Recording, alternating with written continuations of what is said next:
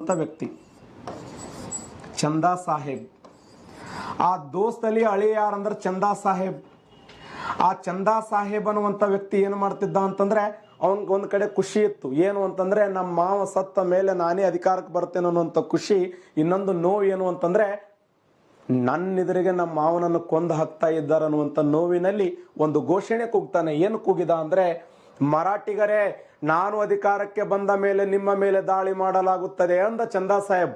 ಅವಾಗ ಮರಾಠಿಗರಂದ್ರೆ ಯಾರು ಲೇವಂದ್ರು, ಇಲ್ರಿ ಅವ್ರ ಅಳಿಯ ತೋರ್ಲಿ ಅವನು ಮೊದಲು ಸುಮ್ಮನೆ ಒಂದು ತೊಗೊಂಡು ಅವನ ಹಂದಿ ಜಾಳಿಗೆ ಹಾಕೊಂಡು ಕಟ್ಕೊಂಡು ಬುತ್ತಿ ಕಟ್ಕೊಂಡು ಹೆಗಲಿಗೊಬ್ಬ ಹಿಂದೊಬ್ಬ ಮುಂದೊಬ್ಬ ತೊಗೊಂಡು ಒಯ್ದು ಮಹಾರಾಷ್ಟ್ರ ಸತಾರ ಜೈಲ ಹೋಗಾಟ್ಬಿಟ್ರು. ಬಿಡ್ರಿ ಅಣ್ಣ ಅಂತದೆ ಸುಮ್ಬಿಡಮ್ಮ ಏನು ಹಚ್ಚಿ ನೀವು ನೋಡೇ ಬಿಡ ಮೇನಾಕಾಲಕ್ಕಂತ ತಗೋರಿ ಸುಮ್ಮನೆ ಅಂತ. ಬಿಡ್ರಿ ನಾ ಏನೋ ಅಂದಿಲ್ರಿ ಅಂತ. ಸುಮ್ಮನೆ ನಡಿ ನೀ ಅಂತ. ನಿನ್ನ ಬೇರೆ ಅದಲ್ಲಿ ಟೂರ್ ಪ್ರವಾಸಿಗೆ ಬೇರೆ ಪ್ರವಾಸ ಮಾಡಿಸ್ತೀವಿ ಅಂತೇಳಿ ಕರ್ಕೊಂಡು ಹೋಗ್ಬಿಟ್ರು.